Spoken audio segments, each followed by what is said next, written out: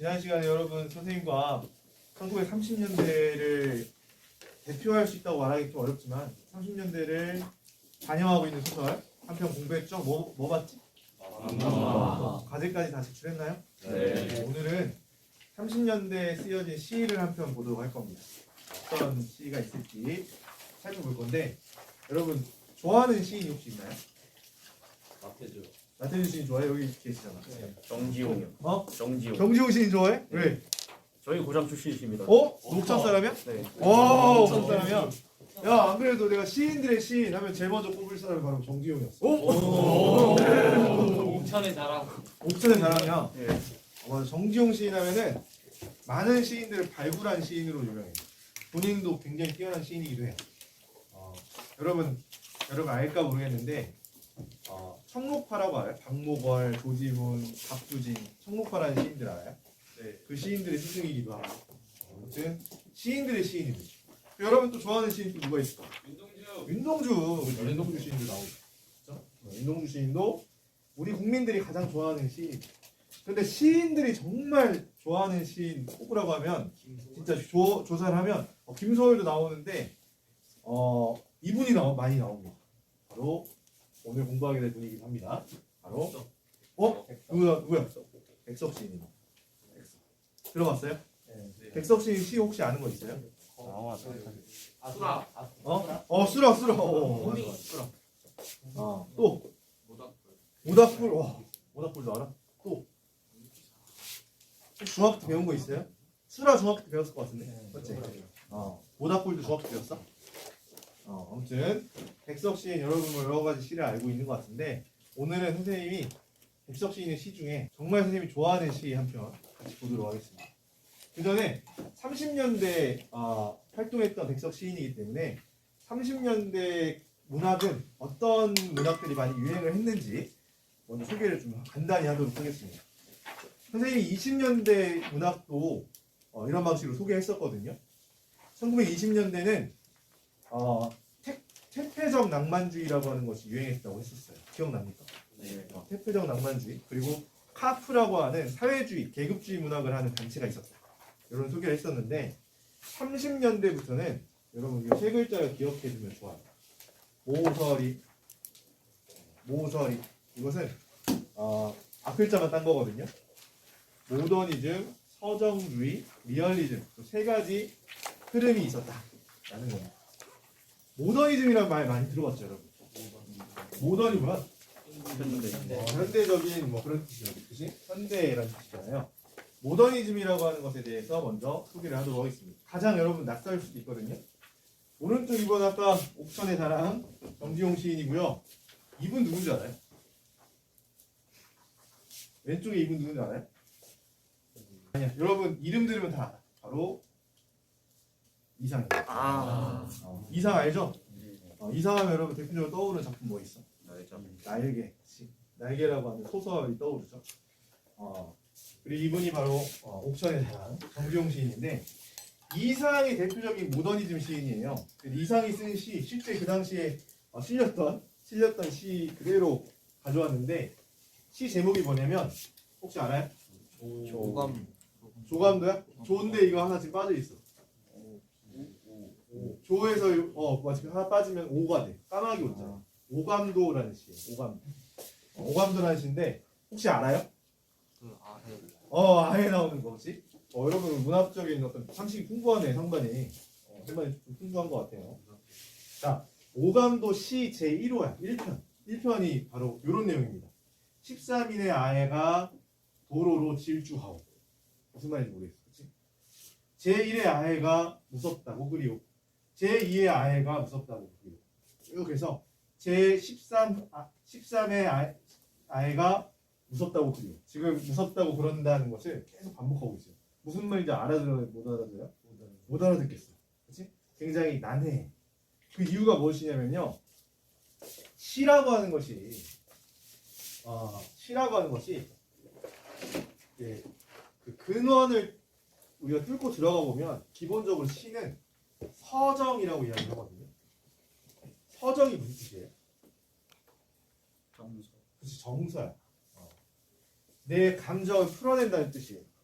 근데 모더니즘이라고 하는 것은요, 야 이거 다 뭐다? 전 근대적인 것들이다. 이거 깨트리고 새로운 문학을 하자. 감정의 반대라고 우리가 이야기하는 것들은 뭐죠? 이성, 그렇지. 그래서 이성을 좀 강조하는 그런 작품들이 나오기 시작합니다. 그러니까 지금 이 오감도도 마찬가지야. 감정으로는 이해할 수 없어. 어떤 감정을 읽어낼 수 없잖아. 그죠? 뭔가 이 작가가 갖고 있는 자기만의 철학, 가치관, 생각 이런 것들을 시에다 녹여내기 시작합니다. 그래서 이 당시에 모더니즘의 경향을 보면은 이성을 다른 말로 지성이라고 하잖아요. 지성을 강조한다라고 해서 모더니즘은 주로 주지주의적인 경향을 갖는다라고 이야기합니다. 지성을 중시한다는 뜻이죠. 그죠? 그러면 정서를 중시하는 걸 뭐라고 하게? 주정주의라고 해요. 서정주의랑 같은 말이라고 봅니다. 이게 바로 모더니즘 시인. 굉장히 난해하죠. 이런 거 여러분 시험에 나올까 안 나올까? 수능 시험에 이런 그 오감도 같은 시가 나올까요 안 나올까요? 이렇게 어렵고 난해한 시는 나오기가 어렵습니다. 딱 한 번 수능이 나온 적 있었는데 그것도 내용을 걸어보는 시는 아니었어요. 자, 정지용 시인도 모더니즘 시인이라고 하는데 그럼 이분도 그렇게 어려운 시를 썼냐? 그렇지 않아요. 정지용 하면 대표적인 작품 뭐 있지? 향수입니다. 향수의 첫 부분인데 보겠습니다. 넓은 벌 동쪽 끝으로 옛이야기 지줄되는 실개천이 휘돌아 나가고 얼룩배기 황소가 해설피 금빛 게으른 울음을 우는 그곳이 차마 꿈엔들이 이칠이야. 그게 향수의 첫 연이거든요. 자, 그런데 이것도 방금 보여줬던 이상처럼 모더니즘 시라고 평가받습니다. 그 이유가 뭘까요?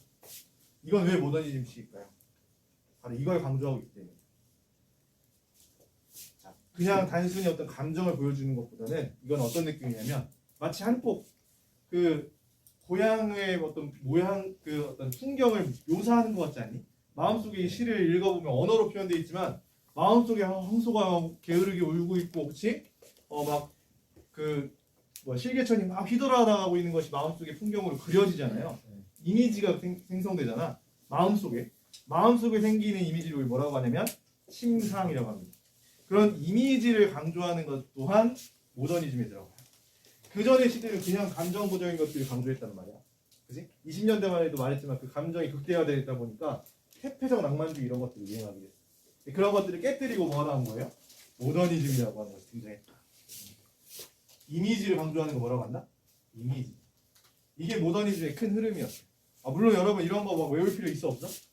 그냥 여러분이 시에 대해서 조금 더 이해할 수 있도록 도움을 주기 위해서 선생님이 설명하는 거지 요걸 직접적으로 시험에 내거나 그러지는 않으니까 걱정하지 않아도 됩니다. 그러니까 지금 약간 교양 듣듯이 들어도 돼. 좀 안심되지? 네. 긴장하지 말고. 자, 모더니즘이 뭔지 대충 알았다. 이성적인 걸 강조하고 이미지 같은 걸 시의 기법 이런 걸 좀 중시하는구나. 그지? 그런데 그래도 시라고 하는 것의 기본은 뭐라고 했어? 서정이야, 서정. 감정을 풀어내는 거예요. 그래서 역시나 감정을 중시하는 서정주의도 1930년대에 여전히 힘을 발휘하고 있었습니다. 자, 이 두 분은요, 선생님 소개하자면 왼쪽은 김영랑 시인이라고 해요. 김영랑. 오른쪽은 서정주 시인이에요. 서정주. 이름도 서정주지. 서정주기의 서정주야, 그렇지? 김영랑 시인의 시만 일단 소개를 할게요. 여러분 제목은 들어봤을 수도 있어. 김영랑 하면 대표적이 바로 오라니 피기까지는 이라는 시입니다. 오라니 피기까지는. 자, 이 시를 다 살펴보진 않을 거고요. 여기 시어를 선생님 좀 몇 개 살펴볼게요. 자, 나는 비로소 봄을 여인 서름에 잠길 테요. 그렇죠? 자, 뻗쳐오른 내 보람 서운케 무너졌느니, 그죠? 모란이 지고 말면 그뿐 내 한 해는 다 가고 말아 360날 한양 섭섭해서 운대. 나는 기다리고 있을 거래요. 찬란한 슬픔을 보며. 지금 뭐가 좀 강조되고 있는 것 같아? 시적화자 갖고 있는 감정이 중시되고 있죠. 그렇죠? 그러니까 시라고 하는 것이 여전히 뭐가 중요했다? 감정이 중요하다. 아까 말했더니 모더니즘 시라고 해서 그럼 감정 쏙 뺐냐? 그렇진 않아. 그 이외의 어떤 이미지나 이런 것들을 좀 더 강조했을 뿐이지 감정이 없진 않다. 메말라 있진 않다. 무슨 말인지 알겠죠? 어쨌든 이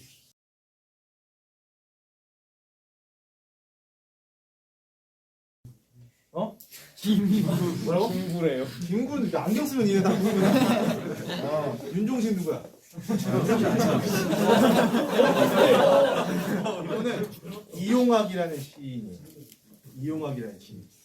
이용학 시인은 꽤 수능에서 많이 선택받고 있는 분이에요. 작년인가 재작년에도 한번 이용학 시인의 시가 출제가 됐죠. 이용학 시인이 왜 리얼리즘 시인인지 풀벌레 소리 가득 차 있었다라는 시를 통해서 한번 살펴보겠습니다. 볼게요. 우리 집도 아니고 일가집도 아닌 집. 고향은 더욱 아닌 곳에서 아버지의 침상 없는 최후의 밤은 풀벌레 소리 가득 차 있었다. 요 구절만 봐도 지금 어떤 상황이야? 집에 있어 지금? 어디 있어? 타지에 있어. 고향이 아니야. 아버지 어떤 상황이야? 위독해서 돌아가시고 있는 상황이지. 이거 마치 우리 전에 공부했던 작품 떠오르지 않니? 우리 뭐 작품 몇 개 안 했잖아. 뭐라고? 고향 떠오르지. 거기서 그가 아버지 부모님과 그지 서간도로 이주했다가 거기서 부모님 두 분 다 돌아가시잖아. 그치? 그게 지금 그 당시에 어떤 상황이야? 우리 민족이 처한 상황입니다. 그것을 사실적으로 반영하고 있다. 이런 자체를 리얼리즘이라고 하고 리얼리즘 문학들이 꽤 많이 출제가 됩니다. 왜? 시대를 반영하고 있잖아. 문학 작품을 통해서 우리는 시대를 읽어낼 수 있잖아. 그런 작품 좋은 작품이 나쁜 작품이야? 좋은 작품이지. 그렇죠? 그런 작품들이 많이 출제가 된다. 유의해서 볼 필요가 있다라는 겁니다. 자, 그러면 오늘 선생님과 살펴볼 이 백석이라는 시인은 어떤 분이냐면요. 이 모든 것을 아우렀던 시인이에요. 그러니까 시인들의 시인이지. 모던하고요. 굉장히 외모부터 얼굴로 평가하는 건 아니지만 외모부터 어때요? 헌칠하게 키도 180이 넘었대. 모던하잖아, 그렇지? 다 가졌어. 그치? 시도 잘 쓰고 다 가졌어. 그 다 가졌던 백석 시인의 생애를 살펴보도록 할 텐데요. 의외로 다 갖지 못했어요. 불우한 삶을 살았습니다. 볼게요. 자, 백석 시인을 이런 키워드로 정리할 수 있을 것 같아요. 이름부터 백석 뭔가 세련되잖아요. 근데 원래 본명은 백기행이야. 백기행. 본명은. 그리고 되게 도시적인 느낌이지만 사실 백석 시인은 평안도 정주라는 곳 출생이에요. 정주하면 여러분 이전에 김소월 시인 기억나죠? 네. 김소월 시인이 자란 곳이 정주야. 태어난 곳은 구성이라는 곳인데 정주에서 자랐어요. 왜냐 아버지가 일찍 돌아가시면서 고모한테 전래동화 듣고 막 그랬다는 얘기 했었잖아. 기억나죠? 여러분 설화 다 보냈지 나한테? 설화 여러분 동네에 설화 찾아서 보냈지? 네. 그지? 그때 내가 이제 설명했었잖아요. 자, 정주에서 태어나셨습니다. 여운한 꼴이라는 데서 태어났는데 왜 여운한 꼴이겠어요? 여기? 여우가 많이 출몰하던 동네예요. 그래서 백석 시인 시 중에 여운한 골족이라는 시도 있어요. 여운한 꼴에 사는 가족이라는 뜻이죠. 그러니까 자기 일가 친척들을 재미있게 묘사한 시도 있습니다. 나중에 여러분 한번 읽어보십시오. 이 정주에 유명한 민족학교가 있잖아요. 김소월 시인도 여기 나왔지? 오산학교 출신입니다. 이거. 오산학교에서 공부를 정말 잘했대. 그래서 학교 당시 선생님들은 이 학생은 의학 전문학교. 그러니까 지금 의전이 아니라 의대야 그냥 의대. 의대를 가고도 남을 만한 학생이어서 그런데 갔으면 좋겠다라고 생각했지만 이 백석 시인 본인은 특히 두 과목에 굉장히 관심이 많았는데 첫 번째는 문학을 정말 좋아해. 그래서 이미 오산학교 다니면서도 소설을 써서 이미 등단을 했어. 그리고 영어를 되게 좋아했대. 그래서 영어를 좀 더 공부를 해보고 싶어서 의대가 아니라 어디로 진학을 하게 되냐면 영어사범과를 진학을 하게 됩니다. 영어사범과면 지금을 따지면 뭐게요? 영어교육과. 아오야마 학원은 대학교예요. 대학교인데 일본 도쿄에 있는 대학교입니다. 거기에 졸업을 하고 나서 귀국을 한 뒤에 바로 교사 활동을 한 건 아니고요. 기자 활동을 해. 기자. 조선일보에 취직을 해서 기자 활동을 하는데 왜 조선일보를 들어갔냐면 저 일본 유학 갈 때 사실 백석 시인이 이렇게 부유한 편은 아니었거든요. 근데 유학비를 이 조선일보에서 다 대줬어. 그러니까 약간 갔다 왔으니까 이 신문사를 위해서 또 일을 한 거죠. 그렇죠? 그렇게 해서 조선일보 기자 활동을 하면서 틈틈이 뭘 한 거야? 문학 활동을 계속 이어갔습니다. 이미 백석 시인은 그 당시에도 유명한 시인이었어요. 이미 유명세를 얻고 있는 시인이었는데 백석 시인이 시집을 처음으로 이제 첫 시집으로 이제 발간을 했던 시집이 바로 뭐냐면 사슴이라고 하는 제목을 갖고 있는 시리즈였어요. 사슴. 요게 그 당시 초판본의 모습인데 리미티드 에디션이었어. 한정판 몇 부? 몇 부? 100부만 딱 찍어내고 얼마 만에 팔렸게? 3분. 진짜 나오자마자 다 가져왔대. 와. 그 정도로 인기가 많았지. 백석 시인은 시인들의 시인이라고 했잖아요. 그래서 여러분이 알만한 시인들 중에서도 요 100부를 받기 위해서 엄청 애를 썼지만 결국 얻지 못했던 시인이 있어요. 이름 많이 알려진 분인데 그 일화도 많이 알려져 있어. 누구냐면 윤동주 시인이야. 윤동주 시인이 백석 시인을 정말 좋아했거든요. 나중에 선생님이 윤동주 시인의 시를 같이 공부하면서 내가 아마 소개할 기회가 있을 거야. 왜 그 윤동주 시인의 시에 이미 백석 팬심이 드러나. 그 정도로 정말 좋아했는데 그래서 어떻게 했냐면 그 100부를 구하는 사람이 있는 거야. 한정판에. 그 사람한테 가서 뭐 한 거야? 빌려서 필사를 했어요. 그게 윤동주 시인의 마지막 유품에 남아 있었던 거 아닙니까? 그만큼 정말 좋아했던 시인이다. 그리고 이렇게 잘생기고 멋있는 시도 잘 쓰고 인기 많았던 이 백석 시인이 영어 교사도 당연히 영어 교육과 나왔으니까 하게 되는데 여기 됐다는 거 아니에요? 영생 여고 보면 뭐 어디겠어? 여고예요. 얼마나 인기 많았겠냐. 그치? 장난 아니었겠지? 그런데 백석 시인은 뭐 그 많은 그 여성들의 사랑을 받았지만 사실 평생에 정말 사랑했던 사람은 몇 안 돼. 자야 알아요? 자야 알아? 그 전에 란이라고 하는 여자가 있었거든요. 란. 물론 란이라고 하는 건 이것은 별명이야. 본인이 좋아하는 사람한테 백석 시인을 계속 별명을 붙여주는데 란이라고 하는 여자가 있어요.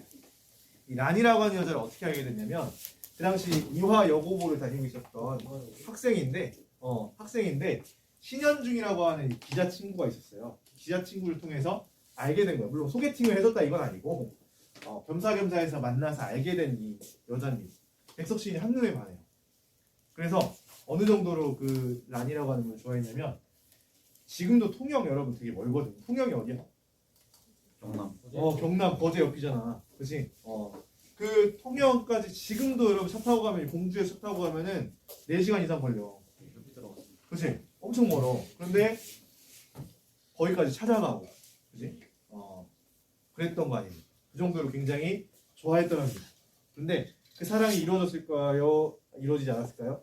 이루어지지 않게 됩니다. 그 이유는 이분이 그 란이거든요. 란인데 이분 백석 아니지? 누구게? 신현중이야. 신현중이야. 친구에게 뺏긴 거지. 그래서 결국에는 사랑에 상처를 입었죠. 통영에 가면요 백석의 시비가 있거든요. 시인들을 기념하는 비석을 시비라고 하죠. 백석은 사실 통영 사람도 아니고 평안도 사람이야. 북한 사람이야. 그치? 근데 백석의 시비가 통영에 딱 하나 있습니다. 거기에 쓰여있는 시가 뭐냐면 통영이라는 시야. 뭐 다 읽어볼 필요는 없고 중간에 이런 내용이 나와요. 내가 들은 마산 객죽집의 어린 딸은 란이라는 이 같고 란이라는 이는 영절꽃 볼에 산다는데 이런 내용이 나오죠. 란이 여기서 또 언급이 되기도 합니다. 그렇죠? 아무튼 굉장히 좋아했지만 실패합니다. 그러나 백석에게 정말 중요한 사랑은 사실 란이 아니야. 약간 첫사랑 느낌이라고 보면 돼. 나는 그냥 잠깐 좋아했다. 근데 정말 평생의 사랑, 정말 좋아했던 사랑은 바로 자야라고 하는 여인입니다. 오늘 여러분과 선생님이 읽어볼 시 제목이 뭐예요? 나와 나타샤와 흰 당나귀라는 시인데요. 그 시에서 나타샤가 누구냐? 도대체 나타샤가 누구냐? 했을 때 가장 많이 후보로 거론되는 분이 바로 이 자야입니다. 백석의 아주 평생의 사랑이거든요. 자야라고 하는 분은요, 백석 시인이 기생집에 가서 만나요. 즉 자야는 뭐였던 거야? 기생이었어. 근데 여러분 지금 오해하면 안 되는 게 뭐냐면 기생이 지금으로 따지면 뭐게? DJ. 스트리머. 음악이.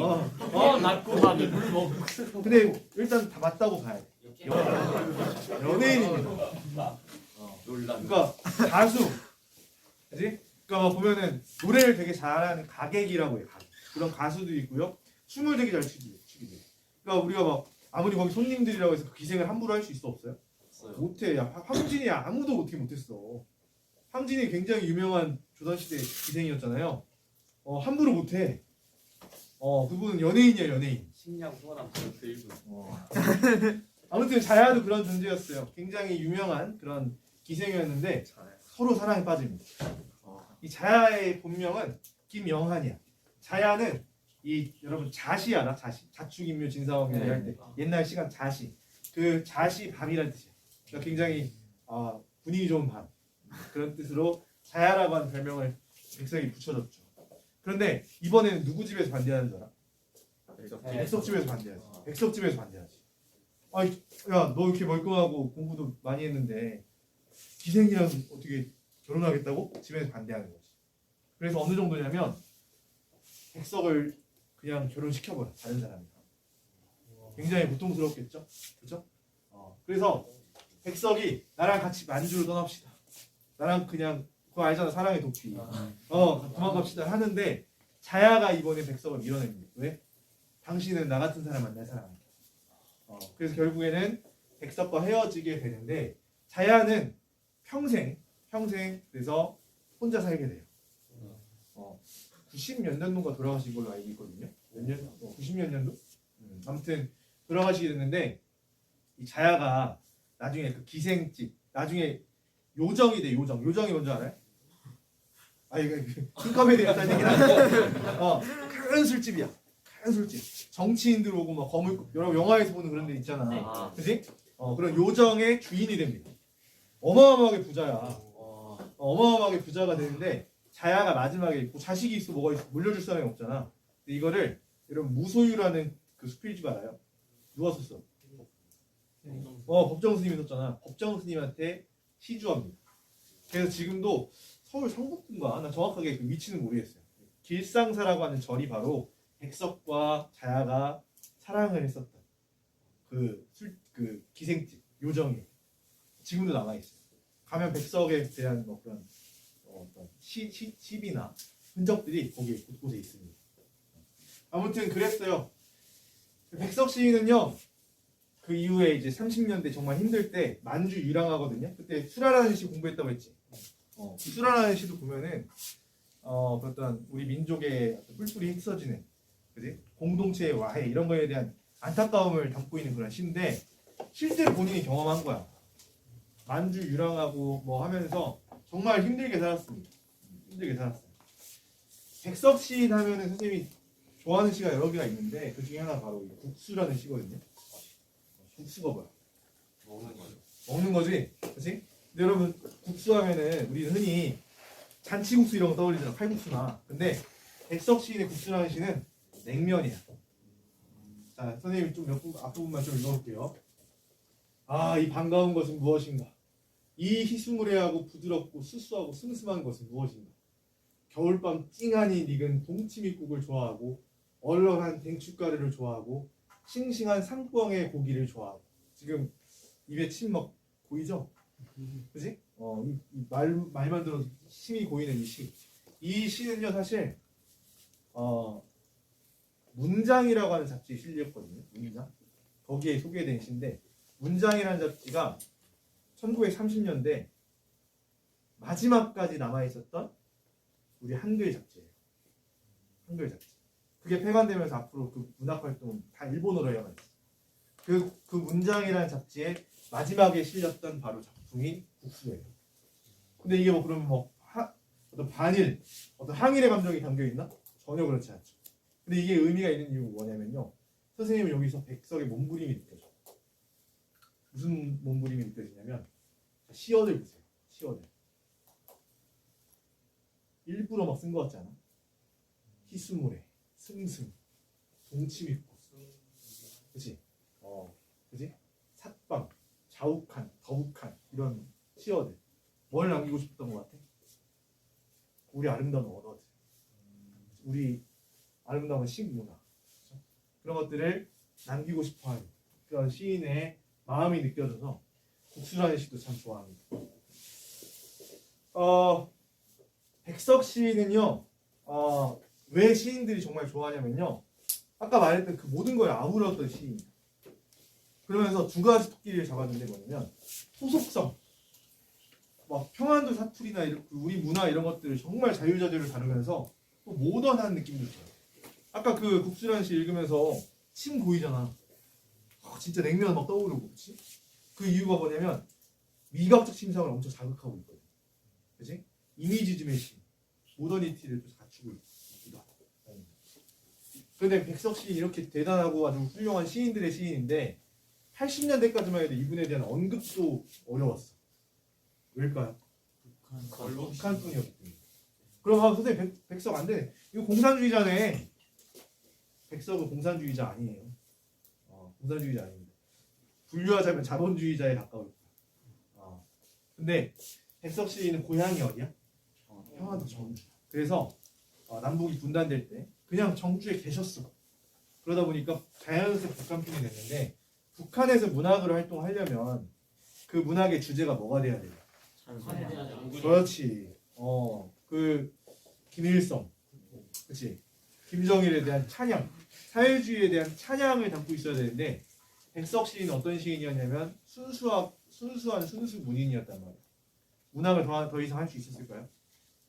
없었어. 그래서 백석 시인이 1996년에 돌아가셨다는 게 비교적 최근에 밝혀졌거든요. 그 전에 언제 돌아가셨는지 몰랐어. 최근에 밝혀지면서 백석 시인 말년의 사진이 공개가 됐습니다. 그냥 평범한 북한 주민이 됐어요. 이게 백석 시인 말년의 모습이에요. 북한 주민증 그 사진이라고 하고요. 이분이 백석 시인 왼쪽에 아내, 뒤에 자녀인가 봐요. 자, 아무튼 그렇습니다. 자, 백석 시인의 시 선생님이랑 이제 보게 될 건데요. 나와 나타샤와 흰 당나귀라는 시를 볼 거예요. 그런데 오늘 학습 목표는 뭐냐면 시를 그냥 감상하는 것이 아니라 그 시에서 여러분 다양한 신상들을 한번 느껴보고 찾아보는 시간을 갖도록 하겠습니다. 자, 일단 심상에 대해서 여러분 중학교 때 이미 배웠겠지만 선생님이랑 복습 차원에서 한번 보도록 하겠습니다. 심상은 여기 심이 무슨 심자야? 마음심. 상은 모양상이거든요. 마음에 떠오르는 그런 이미지라고 생각합니다. 그래서 언어에 의해서 시라고 하는 것은 언어로 표현되는 거잖아요. 그림으로 표현되는 게 아니잖아. 언어에 의해서 마음속에 그려지는 감각적 영상을 심상이라고 하고 영어로 이미지라고 이야기합니다. 이미지라고 이야기해요. 그래서 종류를 우리 크게 5가지 얘기하죠. 뭐야? 시청, 후총, 미. 그치? 시각, 청각, 후각, 촉각, 미각적 심상 또는 미각적 이미지라고 부르죠. 그렇죠? 그런 똑같은 표현입니다. 시각적 심상이라고 하는 것은 말 그대로 눈으로 느껴지는 듯한 거야. 그래서 모양이나 빛깔 이런 것들 표현할 때 많이 드러나죠. 자, 비는 하얀 진주 목걸이를 사랑한다 해서 여러분 시각적 심상이 두드러지는 시어 뭐 있어요? 하이안. 하면 이게 시각적으로 느껴지잖아. 그렇죠? 청각적 심상이라고 하는 것은 언어로 표현했지만 귀로 들리는 것 같은 느낌. 그래서 주로 소리에 관련된 것들이죠. 늙으신 아버지의 기침 소리야. 그지? 기침 소리 들리는 것 같죠? 그리고 우리 해외계수 소년에게서 철썩 쫙 부르는 시 거기서 음성 상징어 이런 거 사용될 때도 어떤 심상이 주로 느껴져요? 청각적 심상이 느껴지죠. 그렇죠? 막 귀에 들리는 것 같은 느낌을 준다는 겁니다. 후각적 심상 뭐야? 냄새가 느껴지는 것 같아. 그치? 냄새를 묘사하는 심상. 자, 예를 들어서 눈도 코도 없는 것에 흙냄새까지도 하면 흙냄새. 뭔가 여러분 그 흙 비린내 그런 거 알죠? 그치? 그런 게 느껴지는 것 같은 느낌을 언어로 표현을 하는 거죠. 촉각적 심상은 이 전신에서 느껴지는 그 어떤 감정. 추운 거 어때? 이것도 촉각이야. 따가운 거? 촉각이야. 그렇죠? 시린 거? 촉각이고. 발목이 시리고. 이런 것들. 미각은 맛을 묘사하는 거. 국수라는 시에서처럼. 그렇죠? 그래서 집집 끼니마다 봄을 씹고 사는 말. 봄을 씹는다는 표현 되게 시적인 표현인데 약간 어떤 맛이 느껴져요, 여러분? 산뜻한. 그치, 뭔가 무슨 맛이야? 이거 나물 쓰다고 생각하는 사람 있지. 냉이 막 이런 선생님 그런 거 떠오르더라고, 그렇죠? 산뜻한 봄의 맛, 봄나물의 맛이 느껴지는 그런 시험입니다. 자, 이게 지금 5가지 심상인데요. 여기다 플러스 하나 더 알아야 되는 게 있죠. 뭐예요? 건강학 심상이라고 알아요? 자, 대표적인 예시가 이런 건데 나비 허리에 새파랑 초생딸이 시리다 해서 여러분 심상을 2가지 찾아볼까요? 새파랑 또 시리다. 새파라는 이거 뭐야? 시각이지. 네. 실이라는 뭐야? 촉각. 촉각이야. 그런데 그러면 이 시에서 말하고자 하는 것은 파랗다는 거야? 아니면은 실이다는 거야? 실이다. 실이다는 거야? 파란. 잠깐만요.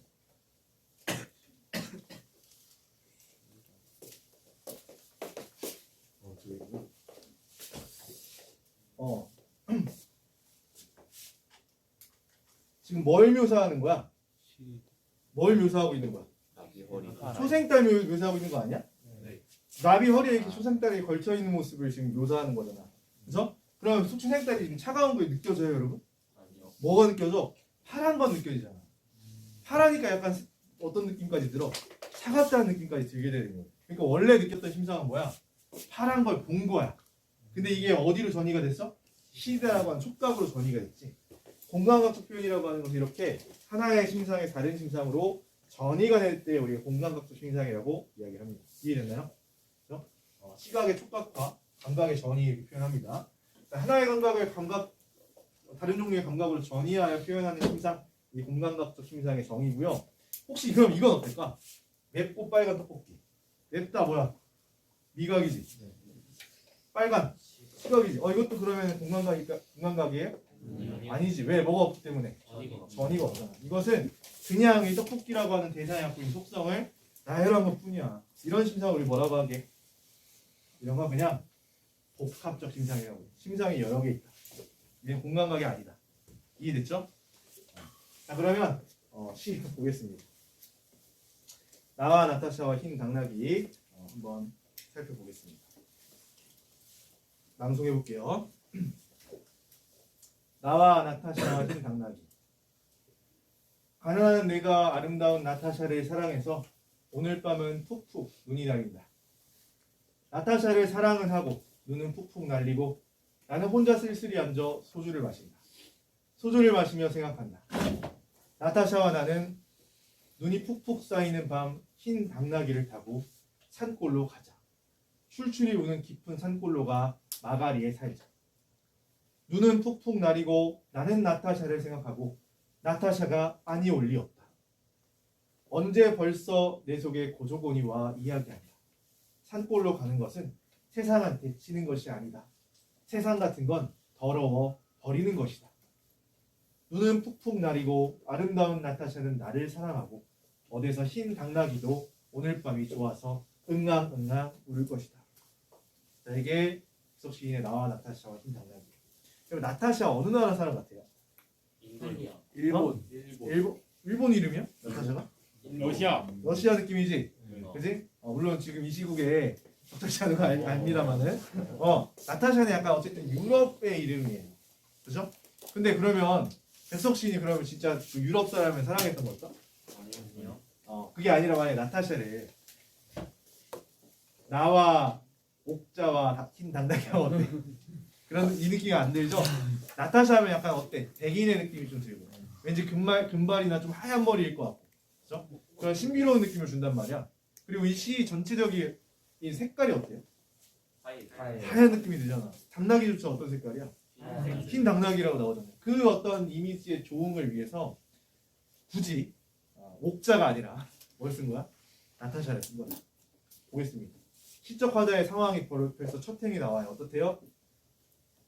가난하대. 화자의 상황이야.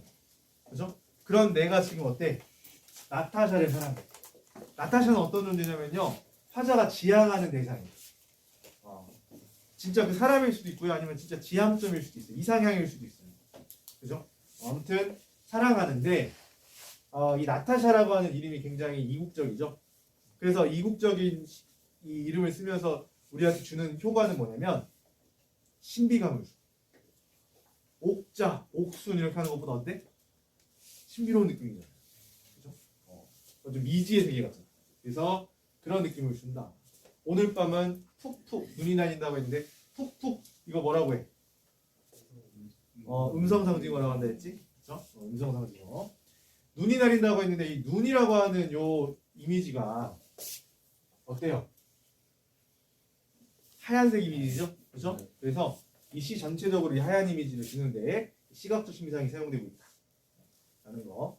어쨌든 첫 연에서 우리 알 수 있는 것은 이렇게 어려운 상황에서도 시적 화자는 지금 사랑을 하고 있구나. 마음이 좋을까 안 좋을까? 안 좋아요. 안 좋지.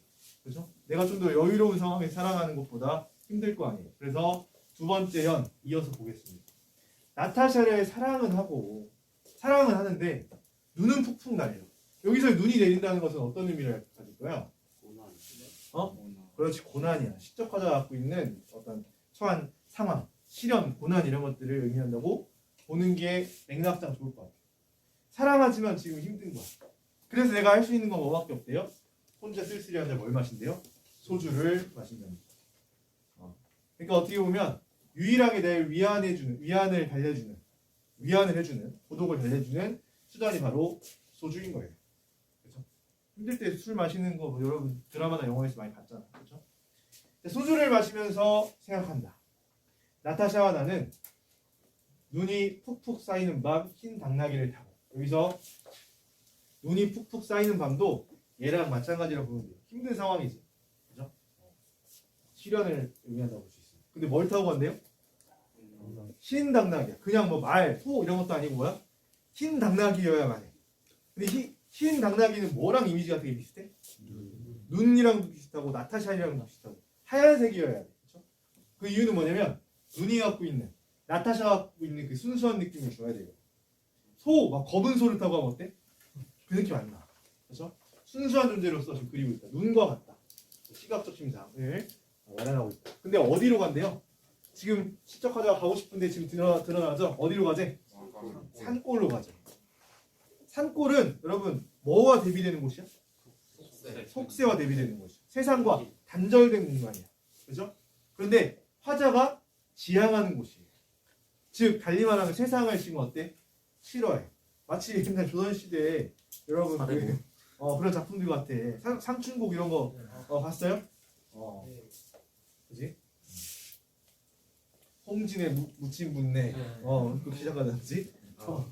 자, 아무튼 산골로 가세. 근데 이 산골에 뭐가 오는데요? 출출이가 온대. 출출이 아는 사람.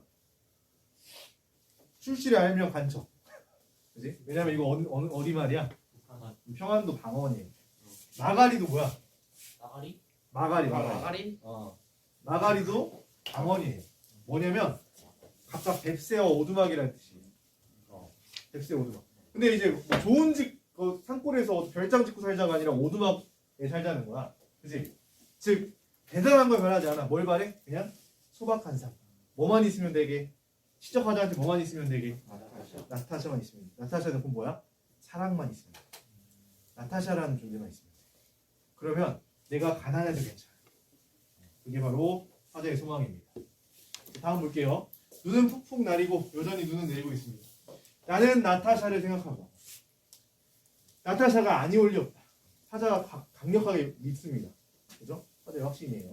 그러니까 이런 어떤 정신적으로 굉장히 사랑을 하니까 이제 마치 나한테 직접 찾아온 것처럼 느껴지는 거예요. 상상을 합니다. 그래서 언제 벌써 내 속에 고조건이와 이야기한다 했는데 이건 직접 나타샤가 온 거야 진짜? 내 속에서 뭔가 내면의 외침입니다. 그러니까 상상 속의 나타샤라고 볼 수 있어요. 고조건이 이것도 여러분 방언이죠? 무슨 뜻인 것 같아? 조용히 와서. 상상 속의 나타샤가 이제 얘기를 해주는 거예요. 그게 얘기가 바로 이거야. 어떻게 보면 화자가 자신한테 하고 싶은 말일 수도 있어요. 산골로 가는 것은 세상한테 지는 것이 아니다. 왜냐면 이게 지는 것 같기도 하잖아. 도망치는 것 같기도 하잖아. 도피 같기도 하잖아요. 근데 산골이라고 하는 것은 화자가 이상적으로 생각하는 곳이고 세상은 어떤 곳이야? 산골은 가난하지만 그래도 순수한 사랑을 지킬 수 있는 공간이라면 세상은 뭐야? 더러운 공간이야. 그래서 서로 대비돼. 그러니까 나는 뭘 선택하는 거야? 이건 도피가 아니라 뭐야? 선택이야. 그걸 나타샤가 그렇게 얘기해 줬으면 좋겠어. 그지? 그런 것입니다. 그리고 산골로 가는 것은 세상한테 지는 것이 아니다. 여기서 우리 알 수 있는 것은 뭐냐면 시적 화자가 어떤 물질적 가치. 만약에 이 시적 화자가 백석이라면 백석 그렇게 학식도 뛰어나고 인정받는 시인이었는데 그 당시에 여러분 출세하기 어려웠을까요? 어려웠을 것 같아? 만약에 마음만 먹고 친일을 했다면? 또 얼마든지 풍요롭게 살 수도 있었을 거야. 근데 백성한테 중요한 건 뭐였던 거야? 이런 거였던 거야. 그쵸? 이런 거였던 거야. 자, 그 다음 마지막 면 보겠습니다. 눈은 푹푹 나리고 아름다운 나타샤는 나를 사랑하고. 여기서 재밌는 건 뭐냐면 바뀌었어. 뭐가 바뀌었게? 첫 번째만 보세요. 누가 누구를 사랑해? 나는 나타샤를 사랑한다고 했는데 이번에 어때요? 나타샤가 나를 사랑해. 서로 지금 뭔가 사랑의 감정이 조화가 되고 있는 부분이에요. 사랑의 주체가 나에서 나타샤로 바뀌었죠. 자, 그 다음 마지막 부분을 보면요. 어디서 흰 당나귀도 오늘 밤이 좋아서 응앙응앙 울 것이다 라고 했는데 응앙응앙이 뭐예요? 실제로 당나귀가 이렇게 우나봐. 나 뭐 들어본 적 없지만 이렇게 우나봐요. 음성상승어지? 청각적 심상이 잘 드러나고 있는 부분이기도 한데 여기서 흰 당나귀가 왜 울었어요? 아파서 울었어? 기분이 좋아서. 좋아서 울었어. 근데 당나귀가 좋았을까? 아니요. 이건 뭐야? 자기 자기가 좋은 거야. 즉 뭐 한 거야? 당나귀한테 감정을 이입한 거죠. 감정 이입의 대상물도 우리가 뭐라고 하게? 감정 이입의 대상들 뭐라고? 객관적 상상물이라는 거죠. 그렇죠? 그래서 시적 화자는 지금 사실 보면은 이 흰 당나귀 아직 등장했어 안 등장했어? 등장하지 않은 어떤 상상이에요. 상상. 지금 딱 어떻게 보면은 진짜 현실에 펼쳐지고 있는 건 첫 번째 연이라고 보는 거야. 가난한 내가 지금 그 나타샤를 사랑하는데 내가 할 수 있는 건 술 마시면서 괴로움을 이길 수밖에 없는 거야. 근데 그걸 어떻게 이런 어떤 상상으로서 극복하고자 하는 그런 노력들을 보여주고 있는 거죠. 나와 나타샤와 흰 당나귀였습니다. 자, 이렇게 해서 여러분 읽으면서 다양한 심상들 이 시의 느낌이 어떻다고? 굉장히 하얘. 이 사람이 뭘 지향하는지 알겠어. 하얀 걸 지향해. 순수한 사랑, 그죠? 깨끗한 것들 이런 것들을 지향하는 사람이라는 것을 좀 느낄 수 있었습니다. 자, 그러면 두 번째 학습 목표는 뭐냐면요. 다음 시간에 시작을 이것을 열었으면 좋겠는데요. 선생님이 오늘 지금 소개한 백석 시인은요. 선생님도 가장 좋아하는 시인이 시인들의 시인이기도 하지만 선생님도 가장 좋아하는 시인을 얘기해 주세요 라고 하면은 첫 번째로 꼽을 것 같아요. 백석 시. 그리고 그 시 중에 워낙 좋은 것들도 많지만 나와 나타샤와 흰 당나귀도 손가락으로 꼽을 정도로 좋아하는 시입니다. 그럼 여러분은 어떤지 선생님 좀 들어보고 싶거든요. 여러분 이거 과제 제출하는 거 알죠? 그죠? 이거 그동안 좀 어려운 것들도 많이 있었을 텐데 이번엔 좀 쉽습니다. 이것만 제출하면 돼요. 여러분이 좋아하는 시인이 있다면 보내주십시오. 여러분 친구들과 다음 시간에 공유를 해보도록 하겠습니다. 이런 시들도 있고 이런 시인들이 있구나. 몇몇 친구들 선생님 저는 좋아하는 시인이나 시가 없는데요. 오히려 좋아. 어떻게 하면 돼? 이번 기회에 만들면 찾아보세요. 찾아보세요. 어떤 시인들이 있고 어떤 시들이 있는지 다음 시간에 만나도록 하겠습니다. 고생 많았습니다.